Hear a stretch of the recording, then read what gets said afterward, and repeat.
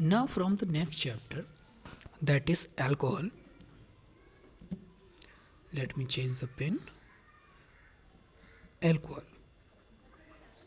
When we talk about some of the very common reactions जिनसे अभी तक most of the question पूछे जा चुके हैं या फिर कहीं पर भी आपको ये आसानी से देखने मिल जाएंगे, ठीक।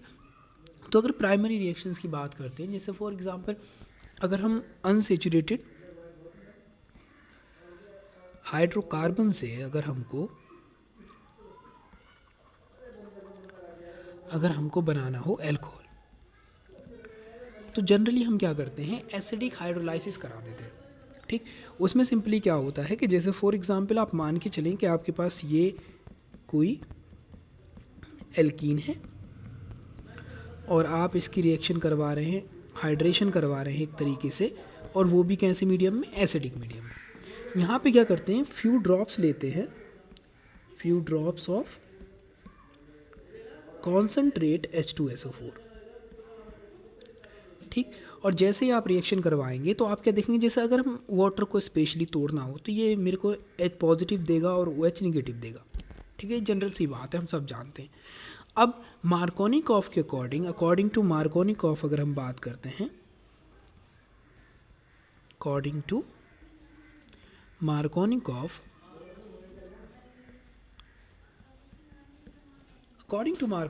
जो भी निगेटिव स्पीसीज होगी वो उस कार्बन से जाकर बॉन्ड बनाती है जिसके पास नंबर ऑफ हाइड्रोजन कम होते हैं, ठीक। अब नंबर ऑफ हाइड्रोजन कौन से वाली बात चल रही है, तो जो भी डबल बॉन्ड के दोनों साइडों में होंगे, जैसे इसके ऊपर है सिंगल हाइड्रोजन और इसके ऊपर है 2 हाइड्रोजन, ठीक। इन such situation what you see कि जब ये बनेगा CH3 CH, यहाँ पे आ जाएगा OH, और जो पॉजिटिव होगा वो उसके पास जाएगा जिसके पास ज़्यादा नंबर ऑफ हाइड्रोजन होंगे, और तुम्हारा ये बनकर आ गया। इसको हम बोलेंगे propane two all, that's it, alright. इस तरीके से तुम यहाँ पर क्या बना लोगे, अल्कोहल बना लोगे। लेकिन इस प्रॉब्लम क्या है इस तरह की रिएक्शंस में, ये रिएक्शंस जो होती हैं वो रिवर्सिबल होती हैं, यानी कि जैसे ये बनेगा उसके बाद ये दोबारा से ब्रेक होगा और ये बना लेगा दोबारा से एल्कीन डिहाइड्रेशन के थ्रू। तो इस साइड जा रहे हैं तो यहाँ पे हो रहा है हमारा हाइड्रेशन, और जब हम नीचे की बात करते हैं तो वहाँ पे होता है dehydration. That's the one of the drawback of this reaction. अब हमको अगर लेट्स से यहाँ पर हम जब भी प्रोडक्ट बनाएंगे तो हमारे पास जो प्रोडक्ट बन के आएगा वो हमेशा सेकेंडरी अल्कोहल होगा, या फिर अगर कोई कंडीशन और दे दें, जैसे सपोज करो अगर मेरे पास एल्कीन कुछ ऐसी हो, अगर लेट्स से मेरे पास एल्कीन कुछ ऐसी होती यानी कि ये कार्बन है और ये जुड़ा है CH2 से, अगर मैं इसका भी हाइड्रोलिसिस कराता सिंपली, तो मुझको पता है क्या मेरे पास बन के आने वाला था, तो मेरे पास इस बार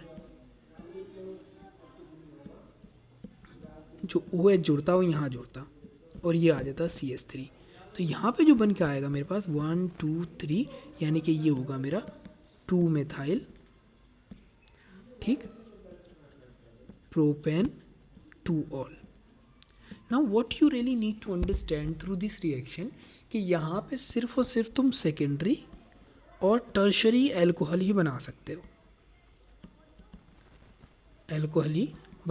हो, टिल अनटिल आपके पास एथीन ना हो, ठीक। सिर्फ एथीन क्या देगी तुमको, प्राइमरी प्रोडक्ट देगी, यानी कि अगर तुम इसका कराते हो हाइड्रोलाइसिस तो आपको जो प्रोडक्ट मिलने वाला है वो होगा तुम्हारा primary product. That is what you really need to understand. और इससे मोस्टली क्वेश्चन पूछ लिए जाते हैं, ठीक। जब भी आपसे क्वेश्चन पूछा जाएगा और रैंडम लैंग्वेज के अंदर उसको लपेट के एक तरीके से बोलेंगे तो सैंडविच बना देंगे वो क्वेश्चन को, तो उसके अंदर वो पूछ लेते हैं कि भाई अगर आपके पास कोई सब्सटेंस है ए, अगर हमने उसका हाइड्रोलाइसिस करवाया तो उससे प्राइमरी प्रोडक्ट बन रहा है, प्राइमरी अल्कोहल बन रहा है, ठीक है, और फिर वो रिएक्शन करेगा दूसरे के साथ, लेस से उन्होंने बोल दिया कि आइडोफॉर्म रिएक्शन देता है, ठीक है, तो आयोडोफॉर्म रिएक्शन दे रहा है, तो दैट्स वाई तुम समझ सकते हो कि एथेनॉल की बात चल रही है। तो यहाँ पे ये 2-4 चीज़ें हैं जो तुमको बड़े ध्यान से समझनी पड़ेंगी कि जब भी ये केस होगा तो तभी आप ये मान के चलेंगे कि हाँ यहाँ पर प्राइमरी बनने का केस सिर्फ और सिर्फ कहाँ पर आता है, सिर्फ और सिर्फ एथीन के केस में आता है, रेस्ट किसी के साथ नहीं होता। बाकी जितनी भी एल्कीन्स लेंगे सबके पास आपको सेकेंडरी या फिर टर्शरी एल्कोहली देखने को मिलने वाले हैं। Got it? Okay.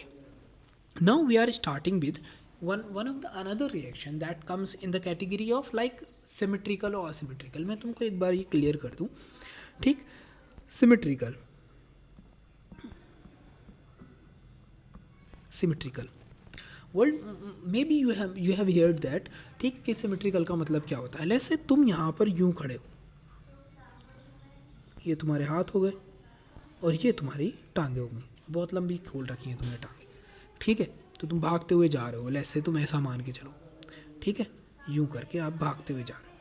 अगर मैं आपको यूं ऊपर से, जब बिल्कुल आप सीधे खड़े हो उस टाइम अगर मैं आपको यहाँ से बीच में से एक साइड इधर और एक साइड इधर, तुम अपने आप को फेस करो मिरर में और देखो कि अगर तुम्हारी ये लेफ्ट साइड राइट साइड के बिल्कुल क्या होगी, सेम होगी, तो ये क्या है, सिमिलर है एकदम।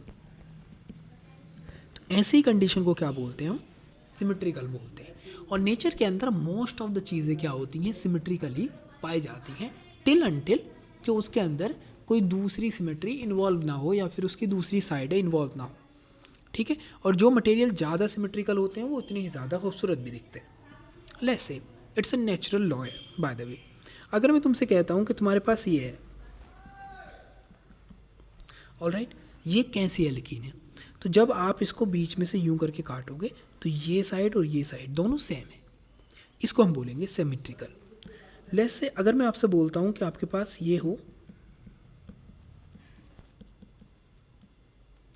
दोनों चीज़ें दोनों साइडें क्या है, सिमिलर है, तो ये भी क्या कहलाएगा,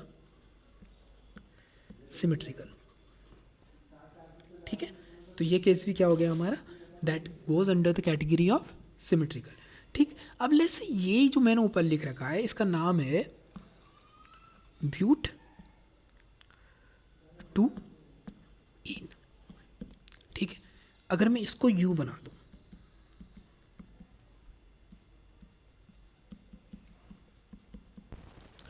now if I cut it down from here, what do you think, now is it symmetrical. आप इस चीज़ को देखो और इस चीज़ को देखो, of course you will find कि यहाँ पे sir CH2 CH double bond CH2 लिखा है और यहाँ पे CH3 और CH2 लिखा है, that's why both the same sides are different, both the sides are different. Or when both the sides are different, in that case you need to understand it is unsymmetrical, और कुछ जगहों पर asymmetrical word use होता है। कुछ basis में अगर हम इन दोनों वर्ड्स का यूज़ भी कर रहे हैं किसी जगह पे, तो अभी के हिसाब से जैसे अभी कोई इतना बड़ा ऑब्जेक्टिव है नहीं है, ऑब्जेक्शन कोई करता नहीं है, बाकी इनके दोनों के मतलब थोड़े से डिफरेंट होते हैं, वो हम फर्दर आगे बात करेंगे, वो यूज़ इसके ऊपर डिपेंड करता है। लेकिन यहाँ पर आप अनसिमेट्रिकल और आसिमेट्रिकल यूज़ कर सकते हो, और नॉर्मली अगर आप चाहो तो आसिमेट्रिकल यूज़ करो, that is a better word to use here, क्योंकि ये आज की बुक्स के हिसाब से बहुत ज़्यादा कॉमन है। जैसे अगर मैं बात करूं आपसे कि भाई जब भी कोई भी सिमेट्रिकल हो, सिमेट्रिकल एल्कीन हो, तो in that case there is no effect of Markovnikov, यानी कि यहाँ पर मार्कोनिकॉफ का कोई भी इफेक्ट नहीं पड़ेगा,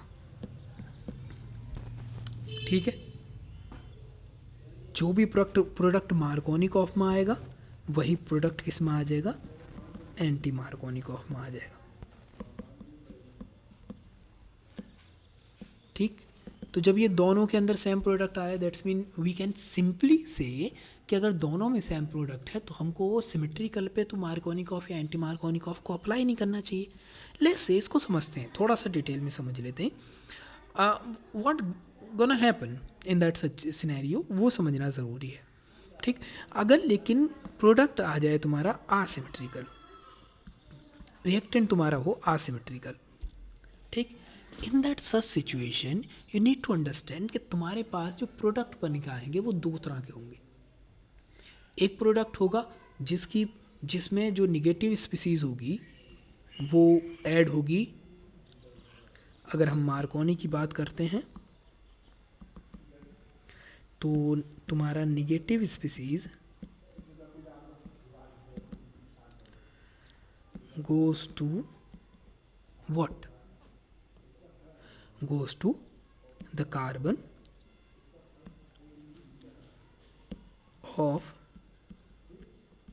alkene which has less number of hydrogen. That's it. ठीक। लेकिन अब सवाल उठता है कि अगर तुम यूज़ कर लो peroxide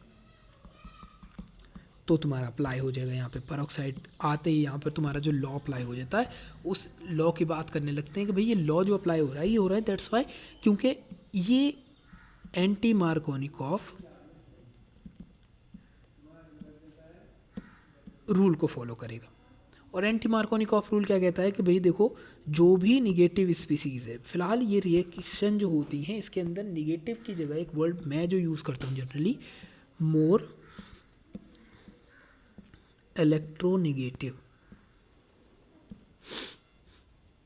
species make bond with that carbon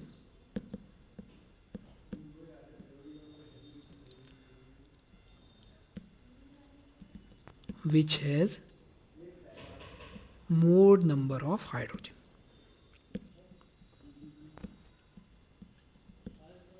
All right, something that happens in that case.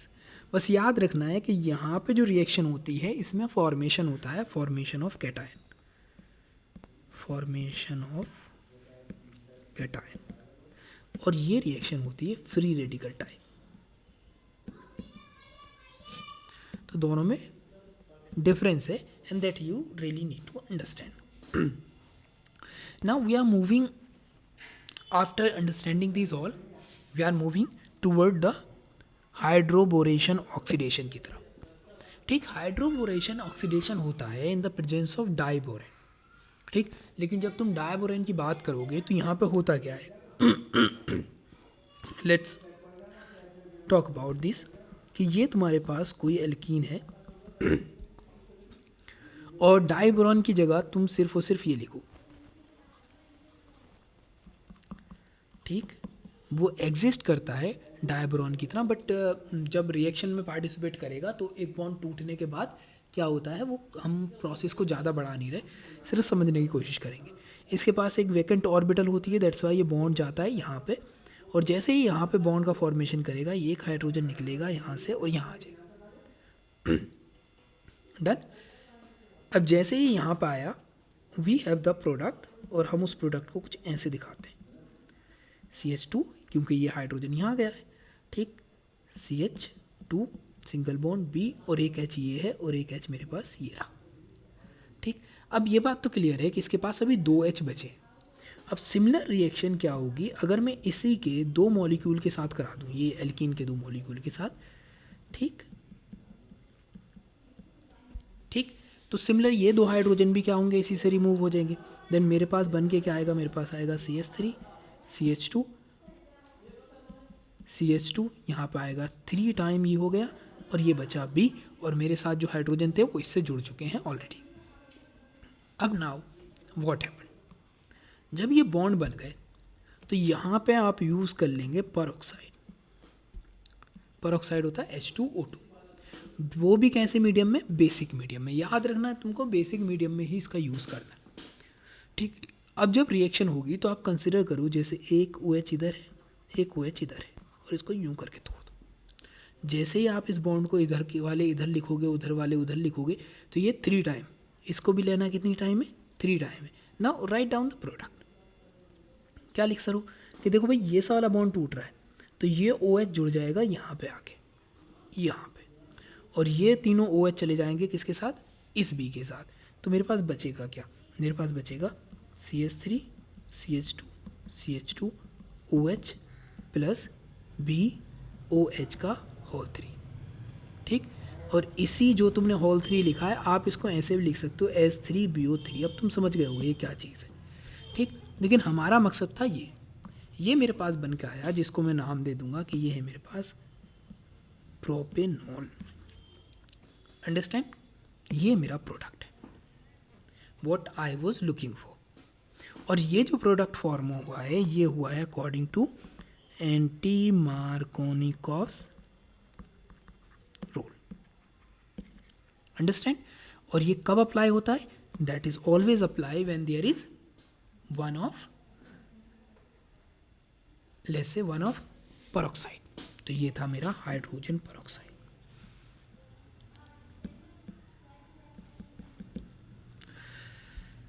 Got it? Okay. Through these you can understand the many problem and you can even apply them in your life कि इस तरह के questions को solve करने का तरीका क्या है। नाउ लेट्स से मैं तुमको एक प्रॉब्लम और दे रहा हूँ।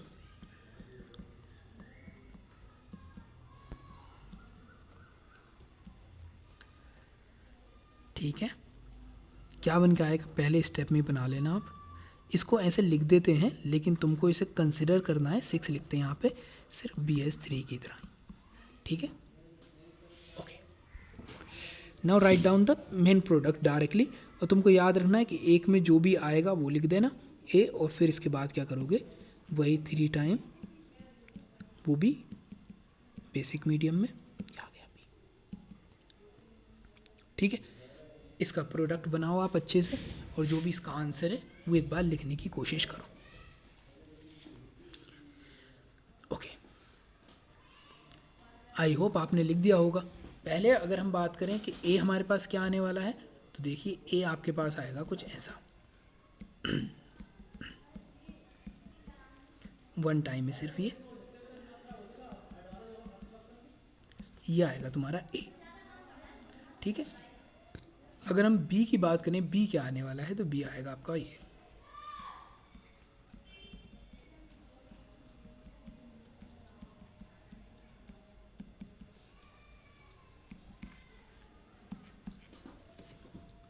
समथिंग लाइक दैट, ठीक। इसके कुछ चेंजेस होते हैं जो हम फर्दर बात करेंगे, उसमें हम बात करते हैं जैसे रीअरेंजमेंट या shifting of hydrogen atom. We talk about that later. Okay, now we are moving to the next reaction that is called esterification.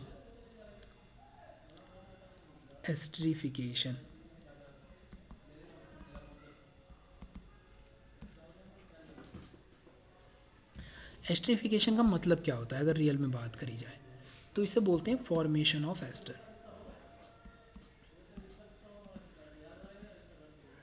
ठीक। फॉर्मेशन ऑफ एस्टर के अंदर कुछ चीज़ें होती हैं जिनका तुमको ख़ास तौर से ध्यान रखना है। वो ध्यान रखने वाली चीज़ें क्या हैं ये भी समझना बड़ा ज़रूरी है, ठीक। तो इसका यूज़ किया जाता है टेस्ट ऑफ एल्कोहल में, टेस्ट ऑफ कार्बोक्सिलिक एसिड में,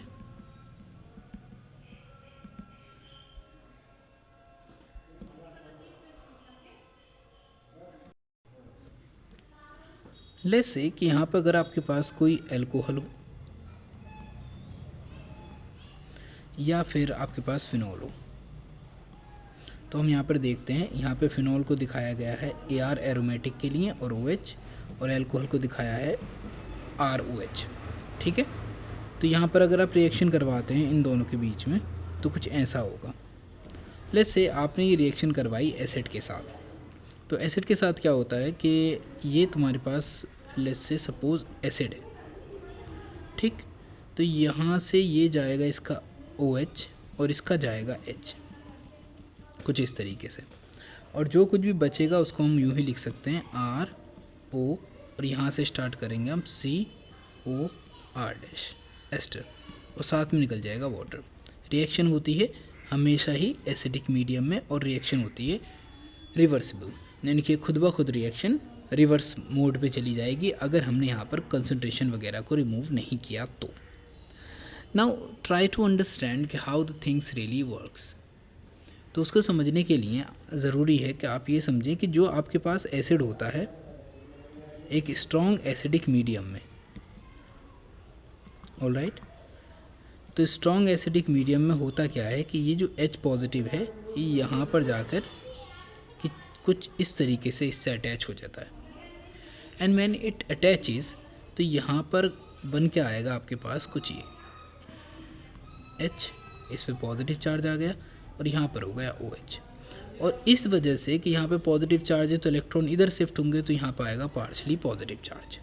ठीक है, अब आपके पास जो एल्कोहल था अभी तक, एल्कोहल ही हो या फिर फिनॉल हो, ये बिहेव करेगा यहाँ पर न्यूक्लियोफाइल की तरह, ठीक है, और ये जाकर अटैक कर देगा यहाँ पर और सिंपली ये साला पूरा का पूरा बॉन्ड शिफ्ट हो जाएगा ऊपर की ओर और हमारे पास जो बन के आया वो कुछ ऐसा होगा R, ऑलराइट, यहाँ पे होगा आपका C और इस तरफ आ जाएगा आपका OH और एक OH यहाँ पर है, डन। सिंपली फिर यहाँ पर क्या होगा, यहाँ पर आपका जुड़ा होगा ये R, इससे जुड़ा है O और एक रहा ये H और इस पे है पॉजिटिव चार्ज। क्यों? क्योंकि इसने अपने इलेक्ट्रॉन डोनेट करे हैं किसको, इस वाले कार्बन को। अब ना व्हाट हैपन कि ये सब वाला जो हाइड्रोजन है यहाँ से रिमूव होता है, ठीक, ये बॉन्ड टूटता है और हमको कुछ नया देखने को मिलेगा, वो कुछ ये होगा RCOH और यहाँ पे हो जाएगा ये O, एक H यहाँ से यहाँ पहुँच गया तो ये हो गया H और ये आ गया पॉजिटिव चार्ज, ठीक है, और ये बन जाएगा मेरा OR, alright. In such condition what will happen कि ये से वाले जो लोन पेयर हैं ये शिफ्ट करेंगे इस तरफ और ये पूरा वाटर मॉलिक्यूल निकल के बाहर, और जैसे ही बाहर गया मेरे पास बचा क्या R C double bond O और इससे जुड़ा है H, ये आ गया पॉजिटिव चार्ज और यहाँ पर आ गया मेरा OR। देन ये बॉन्ड फिर से टूटता है और ये बॉन्ड टूटता है तो ये पॉजिटिव चार्ज क्या हो गया, न्यूट्रल हो जाएगा, तो हमारे पास बन के आया कुछ ये। दैट इज़ द रीज़न कि इसमें ये कंपाउंड फॉर्म होता है। अब जनरली क्या है कि एक क्वेश्चन बना था इससे पहले भी कि उन्होंने पूछा था ये बताएं कि जो OH ग्रुप है वो अल्कोहल से रिमूव होता है या फिर एसिड से रिमूव होता है, because it is very very important कि you really need to understand कि एसिड हमेशा H पॉजिटिव देते हैं, लेकिन जब प्रेजेंस होती है किसी स्ट्रॉन्ग एसिड की, जैसे कि आप लोग जानते हो ना नाइट्रेशन वगैरह जब हम कराते हैं तो क्या होता है, ठीक, वहाँ पे नाइट्रिक एसिड एक स्ट्रॉन्ग एसिड है, लेकिन जब हम कराते हैं सल्फ्यूरिक एसिड की प्रेजेंस में तो वो एक बेस की तरह बिहेव करने लगता है। यहाँ पर भी आप कैटलिस्ट की तरह जिस भी एसिड को यूज़ कर रहे हैं मोस्टली उस केस में सल्फ्यूरिक एसिड ही होता है, और जब हम उसका यूज़ करते हैं तो in that condition what happen कि यू विल फाइंड आउट कि वो जो है आपका एसिड जो है कोई भी वो वहाँ पर उस तरीके से बिहेव नहीं कर पाता, ठीक, और वो बेस की तरह बिहेव करता है, तो हमेशा जो OH आयन निकलता है वो निकलता है हमेशा कार्बोक्सिलिक एसिड से, जैसा कि आप यहाँ पर देख पा रहे हो, ऑलराइट। और जो ऑक्सीजन एल्कोहल से जुड़ी थी, यानी कि जो ये सी वाली ऑक्सीजन है हमारी एल्कोहल वाली, ये हमेशा प्रेजेंट रहती है, ये से वाली पूरी की पूरी ऑक्सीजन प्रेजेंट रहती है किसके अंदर, एस्टर के अंदर। तो that is you really need to understand. अगर इस मैकेनिज्म को आप एक बार समझ लोगे तो आई थिंक तुम्हारी अंडरस्टैंडिंग थोड़ी बेटर हो जाएगी। तो इस तरीके से क्या होता है यहाँ पर इसका बिहेवियर शो होता है। अब बात कर लेते हैं हम एनहाइड्राइड के केस में, ठीक। लेट्स से तुम्हारे पास फिनॉल है, इस बार रिएक्शन फिर से इस बार मैं थोड़ी डार्क रिएक्शन करवा देता हूँ, क्योंकि डार्क रिएक्शन में यू विल अंडरस्टैंड कि यहाँ पर चीज़ें किस तरीके से काम कर रही हैं। सिंपली होता वही है जो हमने अभी डिस्कस किया, बस थोड़ी सी कंडीशन चेंज हो जाती है। इसमें भी सेम वो हाइड्रोजन आएगा। इसके बाद क्या होगा, मैं एक डार्क रिएक्शन में बोल देता हूँ तुमको कि यहाँ से ये लोन पेयर जाता है, अटैक करता है, ये ऊपर गया, जैसे ऊपर गया डबल बॉन्ड है तो फिर ये दोबारा से फॉर्म होगा और ये पूरा का पूरा निकल के बाहर। जैसे ये बाहर गया तो हम ऐसा देखेंगे कि हमारे पास ये बन के आया,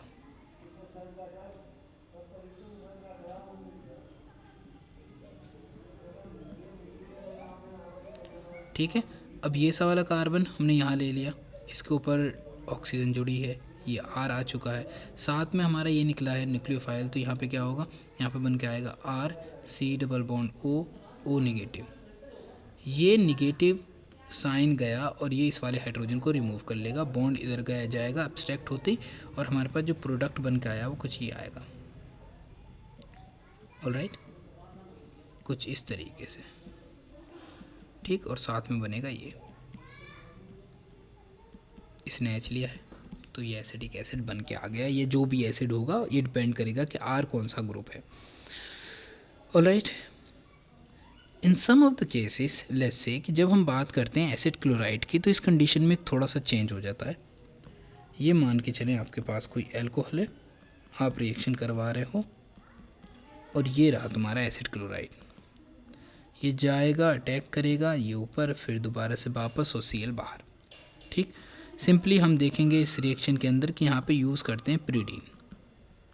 मैं बताऊँगा प्रीडीन क्यों यूज़ करते हैं, ठीक है।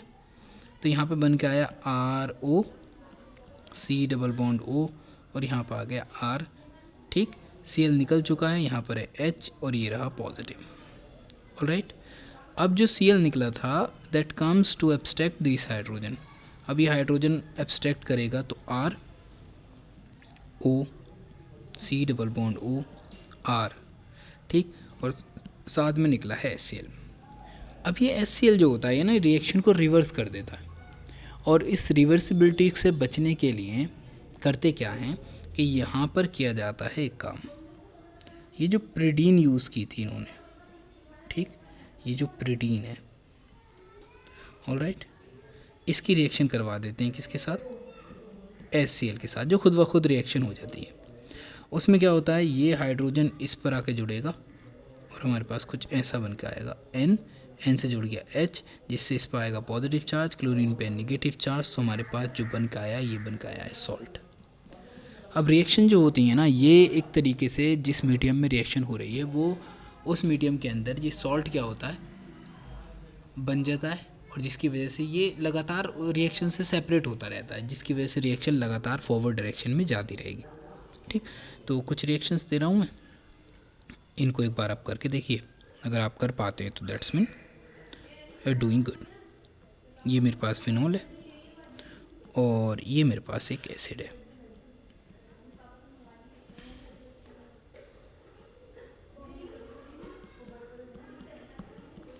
ठीक है। कंडीशन आपको पता है एसिडिक होगी, एक ये करना है और एक ये करना है। कौन सा एस्टर बनाने वाले हैं आप,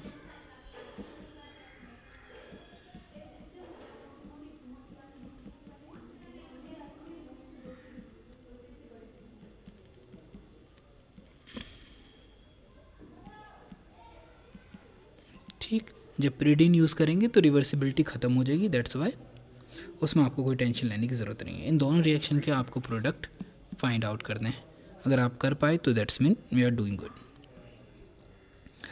अब बात करते हैं हम एसिटाइलेशन की। Before going through acetylation you know there are some of the things that you really need to understand, वो हम ध्यान से समझेंगे, क्योंकि जो एसिटाइलेशन की रिएक्शन है जो यहाँ पे हम करवाने वाले हैं, ठीक, तो वो बहुत ज़्यादा इम्पॉर्टेंट है और ये करना भी बहुत ज़्यादा ज़रूरी है, ठीक है। तो अगर हम बात करते हैं यहाँ पे एसिटाइलेशन की, तो इसमें होता क्या है, जैसे फॉर एग्ज़ाम्पल ये आपके पास एक एसिड है और यहाँ लगा है OH ग्रुप, इस एसिड को बोलते हैं सैलिसाइलिक एसिड। जब तुम इसकी रिएक्शन करवाते हो किसी भी एनहाइड्राइड से, तो लेट्स से मैंने ये ले लिया एनहाइड्राइड, ये सिमिलरली जो हमने अभी ऊपर एस्टरिफिकेशन पढ़ा है ना वो सेम रिएक्शन है, ये एसिडिक मीडियम में करा रहे हैं, वही होगा, ये जाएगा अटैक करेगा यहाँ, ये ऊपर, ये फिर नीचे, और ये इसको पूरे को निकाल देगा, वही हाइड्रोजन का एक्सचेंज होगा और हमारे पास कुछ ये बन के आ जाएगा। मैं फाइनल प्रोडक्ट लिख रहा हूँ, ये कुछ, और साथ में जो दूसरी चीज़ निकली है वो निकला है ये acidic acid, right. Now let's look at this, इसको बोलते हैं, ये जो बन के आया है आपके पास ये है एसिटाइल सैलिसाइलिक एसिड, ठीक, या फिर बोलते हैं इसको एस्प्रीन। जो एस्प्रीन मेडिसिन आती हैं ये उसी की बात चल रही है, इन्फ्लेमेशन वगैरह में यूज़ की जाती है, इसको बुखार वगैरह होता है तब भी यूज़ करते हैं। ठीक, तो ये एंटीपायरेटिक मेडिसिन है, एंटी इन्फ्लामेंट्री है और एनाल्जेसिक की तरह इसका यूज़ किया जाता है एस्प्रीन का। तो कभी कभी क्या होता है, यहाँ से भी क्वेश्चन आ जाते हैं, एनाल्जेसिक, एंटी इन्फ्लामेटरी और एंटीपायरेटिक प्रॉपर्टीज़ शो करने वाली मेडिसिन है। अब सवाल उठता है कि हम अगर बात करें कोल्बे की, यानी कि जो तुमने ये बनाया है अभी यहाँ पे यूज़ किया है सैलिसिलिक एसिड, इस एसिड को कैसे बनाते हैं। ठीक, तो इसके लिए सबसे ज़्यादा इम्पॉर्टेंट है कोल्बे रिएक्शन। कोल्बे रिएक्शन में क्या होता है समझें एक बार, कि जो आपकी फिनोल है, we all know it is acidic.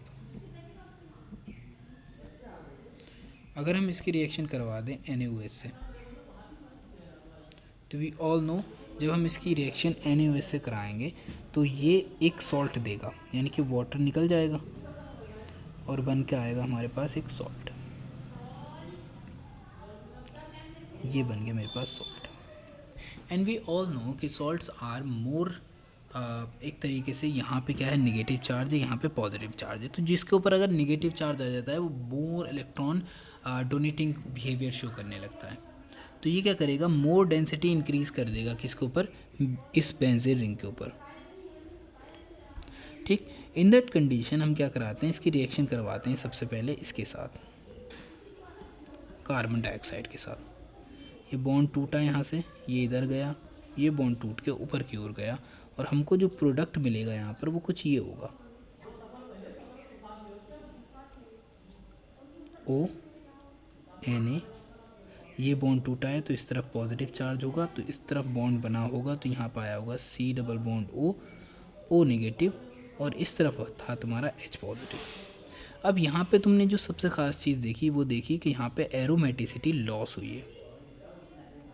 Let me right it, loss of aromaticity, यानी कि प्रोसेस कैसी होगी, ये होगी तुम्हारी endothermic, energy is consumed in this step. लेकिन एरोमेटिसिटी किसी भी चीज़ को बहुत ज़्यादा स्टेबल कर देती है। तो दूसरा सवाल उठता है कि यहाँ पे ये अपनी एरोमेटिसिटी को दोबारा से क्या करेगा, गेन करेगा। तो गेन करने के लिए क्या करता है, ये इस बॉन्ड को तोड़ देता है हाइड्रोजन वाले को, और जैसे ही तोड़ता है यहाँ पे बन के आता है कुछ ये। Okay, let me remove this.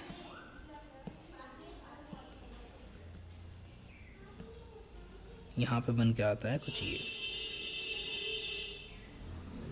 यहाँ तो ONa ऑलरेडी था, यहाँ पे बन जाएगा CO डबल O निगेटिव, एक ये और एक बार ये और एक बार ये। ठीक है, तो यहाँ पे एरोमेटिसिटी गेन हुई है।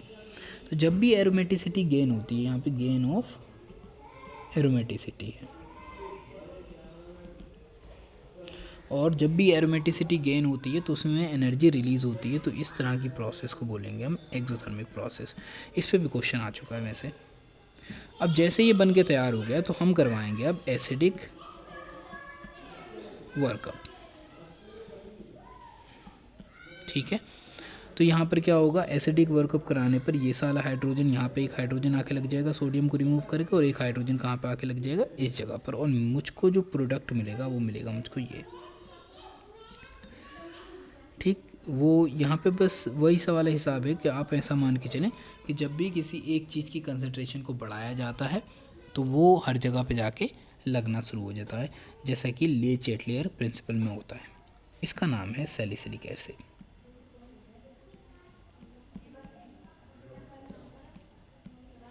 Alright, that's the answer. तो जनरली क्या होता है, यहाँ पे फिनॉक्साइड आयन का यूज़ करते हैं, क्योंकि फिनॉक्साइड आयन क्या होता है, that is more reactive as compare to, अगर हम इसकी बात करते हैं इन केस कि अगर हम बात करें फिनॉल की, तो फिनॉल से ज़्यादा रिएक्टिव होता है। और रिएक्टिव होने का रीज़न तुमको पता है क्यों है, क्योंकि इलेक्ट्रॉन डेंसिटी बेंजीन रिंग पे क्या होती है, बहुत ज़्यादा बढ़ जाती है। अब बात करने वाले हैं हम दूसरी सबसे इम्पॉर्टेंट रिएक्शन जो अभी के हिसाब से है, वो है रीमर टीमैन। ठीक, यहाँ से भी जनरली क्वेश्चन आते रहते हैं। रीमन टीमन रिएक्शन दो तरह की रिएक्शंस होती हैं, ठीक। एक रिएक्शन में यूज़ करते हैं कार्बन टेट्राक्लोराइड, तो हमेशा जो प्रोडक्ट बन के आता है, जब भी हम कार्बन टेट्राक्लोराइड का यूज़ करेंगे तो उसमें जो प्रोडक्ट बन के आएगा ना, वो प्रोडक्ट होता है जिसको आप सैलिसिलिक एसिड बोलते हो, यानी कि जो कोलवे में प्रोडक्ट आएगा वही उसमें आएगा। लेकिन अगर आप क्लोरोफॉर्म यूज़ करते हो तो यहाँ पे जो प्रोडक्ट बन के आएगा वो आपका जनरली बन के आता है यही, जिसको आप बोलते हो कि ये जो है आपका इस बेंजल्डिहाइड जैसे होता है ना, उसके ऊपर OH लगा हो, तो उसको हम जनरली बोल देते हैं कि इसमें जो प्रोडक्ट बन के आता है वो बन के आता है जिसको बोलते हैं सैलिसल्डिहाइड, ठीक। यानी कि एल्डिहाइड लगा रहेगा, OH भी वही रहेगा, सब कुछ रहेगा, लेकिन जहाँ पर COOH था वहाँ पर CHO ग्रुप जुड़ जाएगा। That's it. Okay, let's begin. सबसे फर्स्ट स्टेप जो होता है इस रिएक्शन के अंदर वो यही है कि यहाँ पर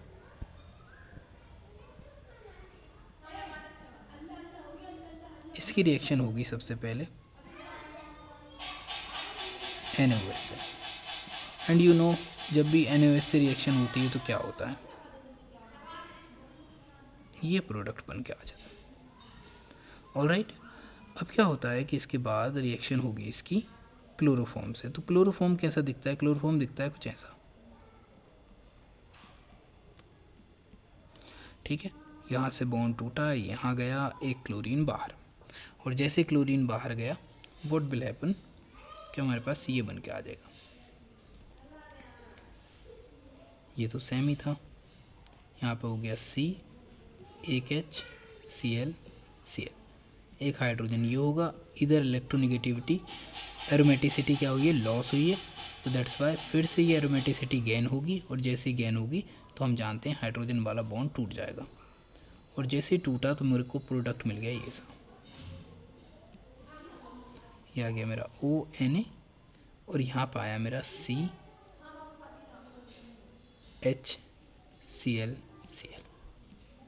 समथिंग लाइक दैट, ठीक है।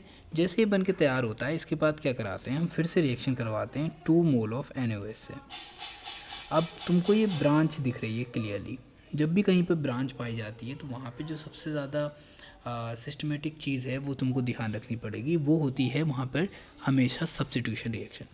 तो जैसे ये जो है यहाँ पर ये न्यूक्लियोफिलिक सब्स्टिट्यूशन रिएक्शन होगी, सारे के सारे Cl हट जाएंगे किससे, OH से। तो ये रहा मेरा कार्बन, H, OH और OH, ठीक है। अब कभी भी किसी एक कार्बन पर 2 OH स्टेबल नहीं होते, तो वहाँ पर क्या होता है, वहाँ पर निकलता है हाइड्रेशन, ठीक। तो यहाँ पर होगा हाइड्रेशन, और हाइड्रेशन के through you will find out कि यहाँ पर ये बन के आ जाएगा,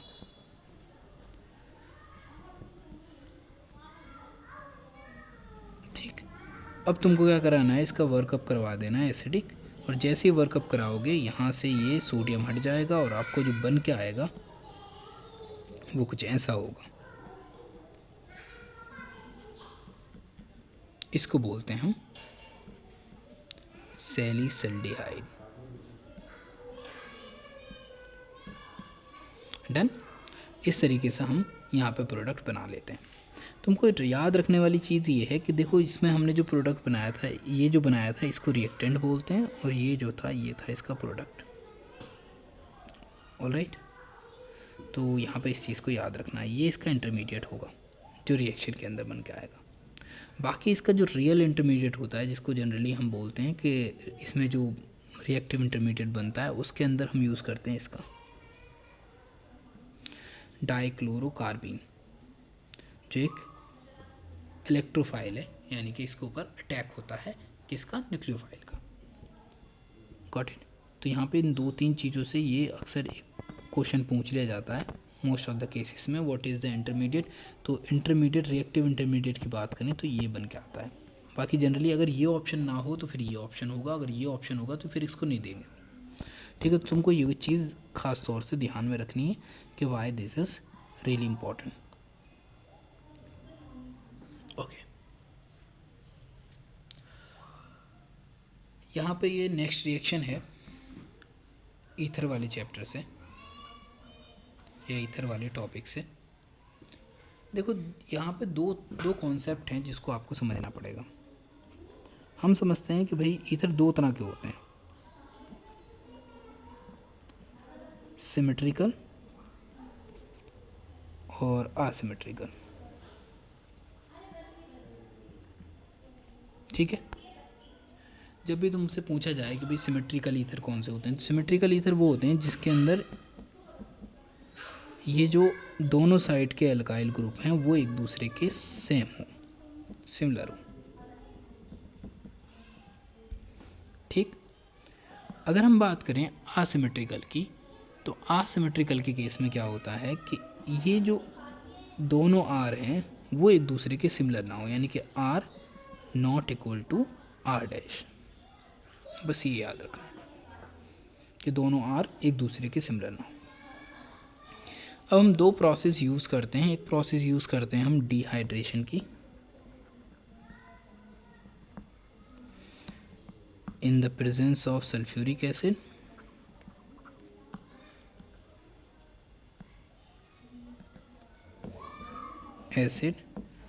एट 413 केल्विन, इतने टेम्परेचर पर। ऑलराइट, इस रिएक्शन में क्या होता है, इस रिएक्शन में जनरली यही होता है कि आपके पास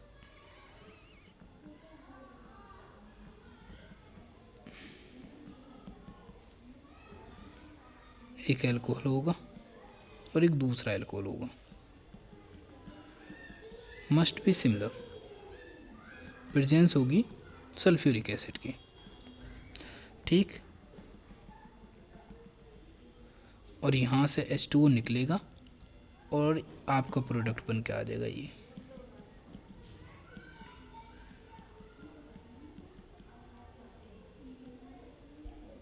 कठिन, तो यानी कि दोनों साइडें सेम ही होंगी। तो हम जब भी रिएक्टेंट यूज़ करते हैं वो हमेशा क्या होना चाहिए, सिमिलर होना चाहिए। That is very very important. दूसरी जो जिस प्रोसेस के थ्रू हम असिमेट्रिकल ईथर्स को भी प्रोड्यूस कर सकते हैं, ठीक, तो उसको बोलते हैं हम विलियमसन सिंथेसिस। ठीक, उस प्रोसेस का यूज़ करते हैं विलियमसन सिंथेसिस का। ठीक है, जैसे फॉर एग्जांपल इसके अंदर क्या किया जाता है, कोई भी एल्काइल हैलाइड लेंगे, शर्त है कि अल्काइल हैलाइड तुम्हारा प्राइमरी होना चाहिए, मोस्ट प्रोबेबली प्राइमरी हो। सेकेंडरी के साथ थोड़ी रिएक्शन क्या हो जाती है, हार्ड हो जाती है। और साथ में लेंगे आप एल्कोक्साइड सॉल्ट या कोई भी ऐसा सॉल्ट जो अल्कोहल का हो या फिनॉल का हो, तो ये आ गया हमारे पास सॉल्ट। अब ये क्या करता है, जब रिएक्शन होती है तो बन के कुछ ऐसा आता है और सोडियम के साथ X निकल के रिमूव हो जाएगा, तो हमारे पास ईथर बन के आ जाएगा। ये रिएक्शन SN2 टाइप होती है क्योंकि इसके अंदर जनरली वन स्टेप रिएक्शन होती है और इसमें इंटरमीडिएट ना बनकर यहाँ पे जो बनती है वो ट्रांजिशन स्टेट बनती है। देख लेते हैं एक क्लेस से, ये मेरे पास कोई सॉल्ट है,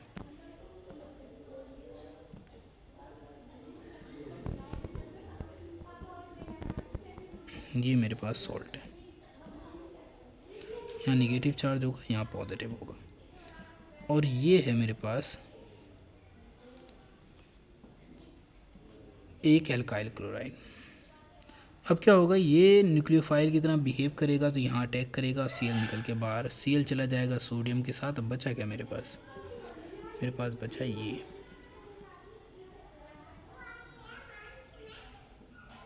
ऑलराइट, तो इस तरीके से क्या कर सकते हैं आप, विलियम सिंथेसिस से प्रोडक्ट का फॉर्मेशन कर लेते हैं।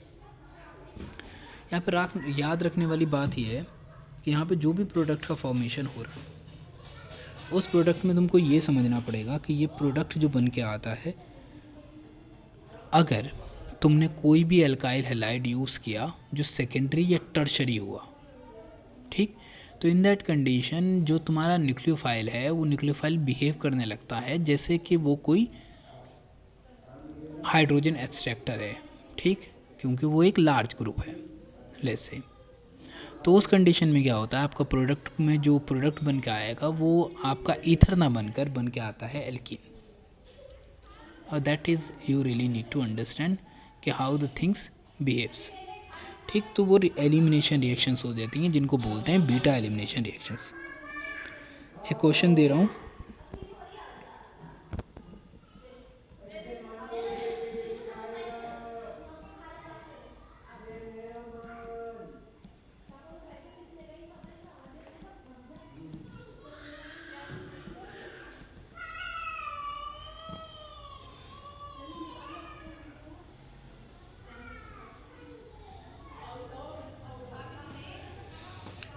ओके ये रिएक्शन फॉरवर्ड ही होती हैं वैसे मोस्टली, और इसका रीज़न है फॉरवर्ड होने का क्योंकि फॉर्मेशन ऑफ सॉल्ट फॉर्मेशन होगा, वो प्रेसिपिटेट हो जाएगा और रिएक्शन फॉरवर्ड डायरेक्शन में चलती रहेगी। इसका आंसर निकालना है आपको।